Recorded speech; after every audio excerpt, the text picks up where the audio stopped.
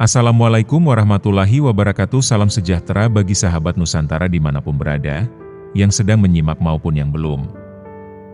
Kita akan membahas tentang sang wadah.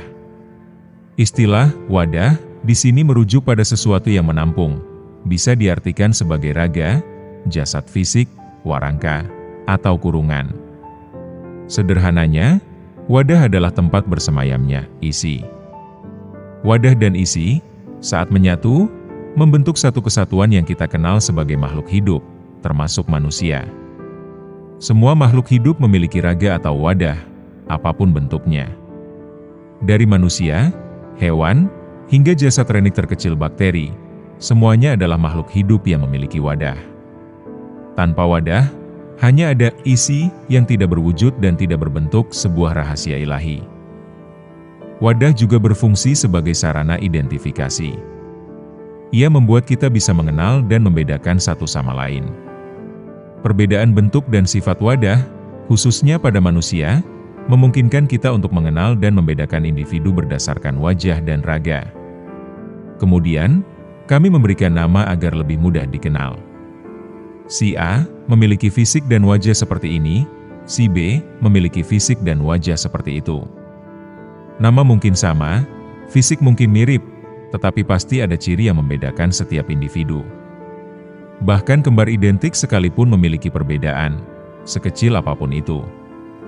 Saya yakin para sahabat sudah memahami konsep wadah ini. Lalu, dalam konteks kisah seputar Satrio Piningit, siapakah sang wadah ini? Siapakah sosok yang akan menjelma menjadi Satrio Piningit, pemimpin yang diramalkan akan membawa perubahan besar? Ini adalah pertanyaan yang memicu banyak pencarian, spekulasi, dan klaim. Tak sedikit yang mengakui bahwa Satrio Piningit telah hadir di tengah-tengah kita, meskipun sosoknya masih belum diketahui secara umum, tersembunyi di balik kegunaan atau kesunyian. Bahkan saya, SN, sebagai pengulas dan pengkaji fenomena ini, seringkali dideklarasikan oleh komentator baru yang penuh antusiasme untuk mengungkap keberadaan Satrio Piningit, seolah-olah saya memiliki informasi rahasia. Jika saya tahu di mana Satrio Piningit berada, tentu saya tidak akan berlama-lama membahasnya secara teoritis. Saya akan langsung menghadapinya, berdiskusi dengannya, dan bahkan mungkin menjadi bagian dari pergerakan yang ia pimpin. Ini karena memang kami belum bertemu, belum saling mengenali, dan saya pun masih mencari petunjuk-petunjuk tentang siapa dirinya dan bagaimana cara mendapatkan petunjuk lebih jauh. Pencarian Satrio Piningit ini bukan sekadar hobi, melainkan sebuah upaya untuk memahami harapan dan impian masyarakat akan hadirnya sosok penyelamat. Rasa penasaran yang membuncah memang bisa menjadi pemicu keinginan untuk segera mengetahui jawaban atau informasi. Namun, dorongan yang terlalu kuat ini malah menyebabkan kita dalam ketidaksabaran, bahkan tanpa disadari mendorong kita untuk mengisyaratkan atau mengintimidasi orang lain agar memberikan apa yang kita inginkan. Perlu diingat bahwa setiap orang memiliki hak untuk privasi dan kebebasan dalam memberikan informasi. Oleh karena itu, alih-alih memaksakan kehendak, lebih baik salurkan rasa penasaran tersebut dengan cara yang konstruktif. Jika Anda merasa sangat ingin tahu, manfaatkanlah sumber daya yang tersedia untuk mencari jawabannya sendiri. Lakukanlah pencarian dengan tenang dan terstruktur, tanpa batasan orang lain atau menciptakan tekanan yang tidak perlu. Ingatlah, kesabaran merupakan kunci dalam banyak aspek kehidupan. Semua hal membutuhkan waktu dan proses. Setiap informasi atau pencapaian memiliki tahapan yang harus dilalui. Bersabarlah dalam menjelajahi jalan Anda, dan percayalah bahwa dengan ketekunan dan cara yang tepat, Anda akan menemukan apa yang Anda cari tanpa harus merugikan atau mengganggu orang lain.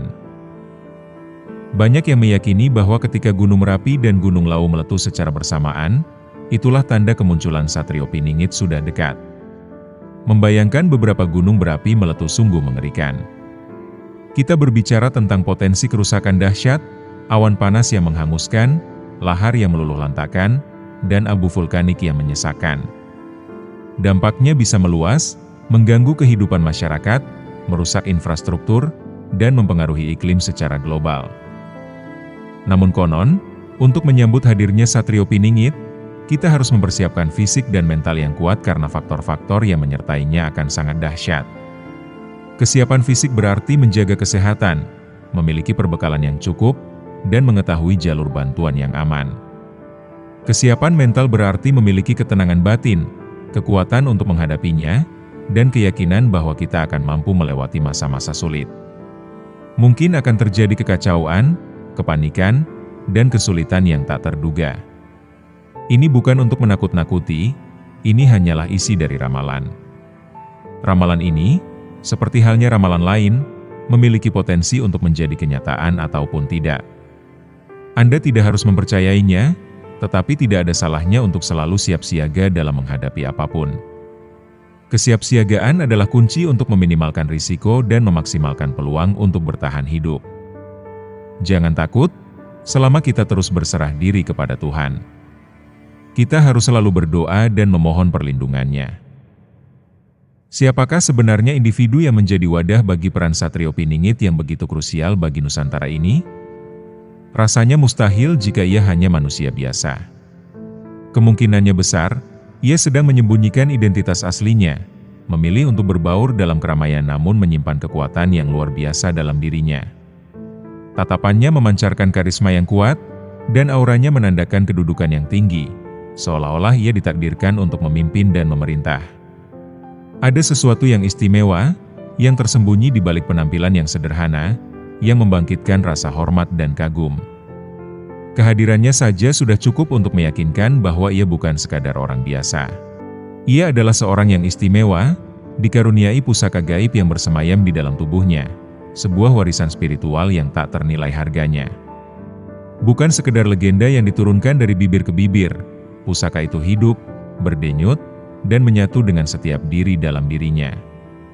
Keberadaannya merupakan anugerah sekaligus tanggung jawab besar, tuntutan kearifan dan pengendalian diri yang luar biasa. Pancaran matanya tajam, memancarkan kecerdasan dan ketegasan. Bukan sembarang yang terkandung, di dalamnya tersirat pemahaman mendalam tentang dunia dan isinya, kemampuan untuk membaca gerak-gerik dan niat orang lain. Sejak kecil, ia ditempa melalui latihan fisik dan mental yang keras, membentuknya menjadi sosok yang kuat dan tangguh.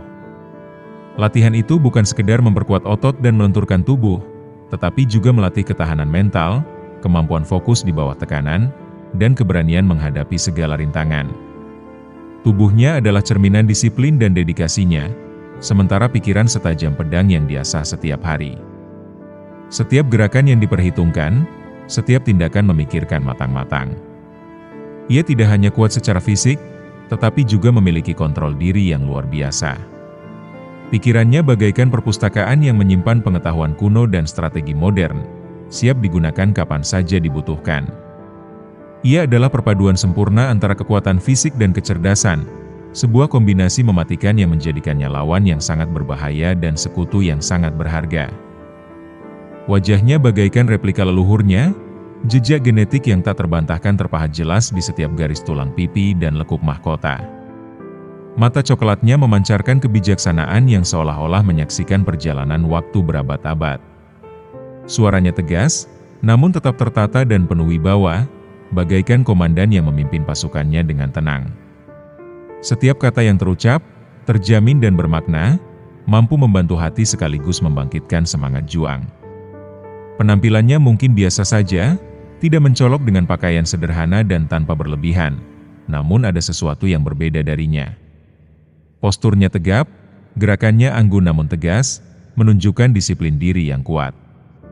Siapapun yang bertemu dengannya akan merasakan aura kekuatan dan karisma yang terpancar, sebuah keyakinan bahwa ia bukanlah orang sembarangan, melainkan seseorang yang ditakdirkan untuk memimpin dan menginspirasi.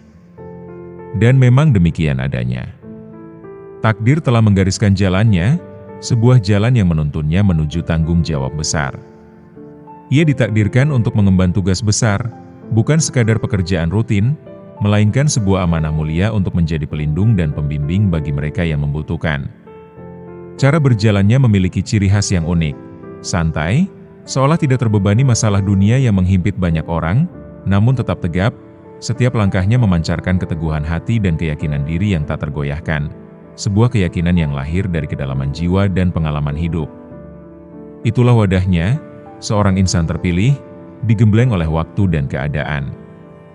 Ia adalah seorang yang istimewa, bukan karena kelebihan yang diabaikan, melainkan karena ketulusan dan dedikasinya.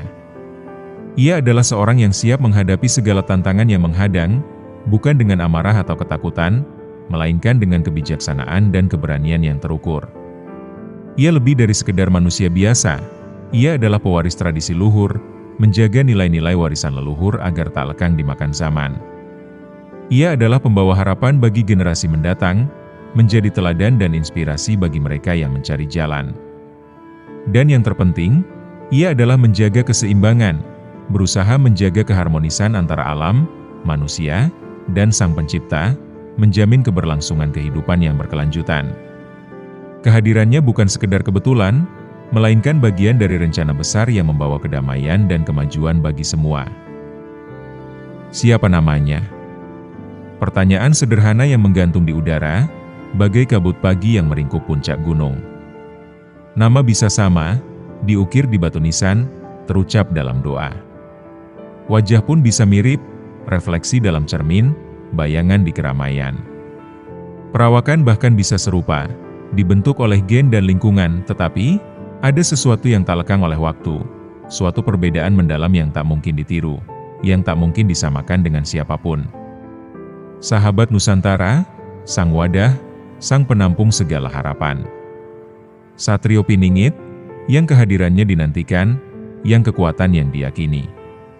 Keduanya, terbungkus dalam misteri, bagai kode rahasia yang menunggu untuk dipecahkan. Apakah Anda berani mencobanya? Mari kita jalani hari-hari ini dengan rutinitas yang familiar, namun jangan biarkan rutinitas itu menumpulkan kepekaan kita. Tetaplah bersiaga, bukan hanya terhadap ancaman eksternal, tetapi juga terhadap potensi kelemahan diri sendiri. Jagalah diri, bukan hanya fisik, tetapi mental dan spiritual. Jaga sikap, agar selalu terpancar aura positif yang membangun dan menginspirasi. Dan jagalah lisan, karena kata-kata memiliki kekuatan untuk menyembuhkan atau melukai, untuk membangun atau masa depan Nusantara, dengan segala potensi dan tantangannya, membutuhkan lebih dari sekedar tenaga fisik. Ia membutuhkan jiwa-jiwa yang besar, jiwa-jiwa yang dipenuhi dengan kebijaksanaan, keberanian, dan cinta tanah air. Jiwa-jiwa yang kuat, bukan hanya secara individual, tetapi juga dalam kebersamaan. Mari kita jadikan diri ini, diri saya, diri Anda, diri kita semua sebagai insan yang mulia di hadapan Tuhan. Mulia bukan karena kekayaan atau kekuasaan, melainkan karena ketulusan hati, kebaikan budi, dan kontribusi positif yang kita berikan kepada sesama. Hilangnya ego yang seringkali menjadi penghalang kemajuan. Susuri jalan menjadi manusia yang berkualitas, bukan hanya untuk diri sendiri, tetapi juga untuk kebaikan orang banyak, kemajuan bangsa, dan kemakmuran negara. Awalnya teramat sederhana, namun mendasar, menghargai dan menghormati sesama manusia. Sadari bahwa setiap individu memiliki nilai intrinsik dan diperlakukan dengan adil dan wajar. Dengan menghormati sesama, kita menciptakan fondasi yang kokoh untuk membangun masyarakat yang harmonis dan inklusif.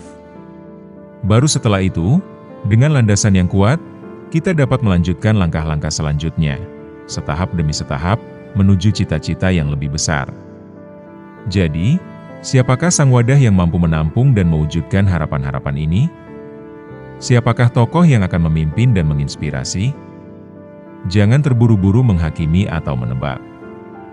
Diamlah sejenak, perhatikan dengan seksama, dan biarkan waktu yang akan memberikan jawaban yang paling tepat. Demikianlah yang dapat kami sampaikan, sebuah gambaran singkat tentang sosok yang luar biasa ini. Kami menyadari bahwa kata-kata mungkin tidak sepenuhnya mampu menangkap esensi dari kepribadiannya yang begitu kaya. Apabila ada hal yang kurang berkenan di hati, kami mohon maaf sebesar-besarnya. Ambil dan simpanlah hal-hal baik yang bermanfaat, dan lupakanlah hal-hal yang kurang baik. Wassalamualaikum warahmatullahi wabarakatuh. Salam sejahtera dan penuh cinta dari kami semua.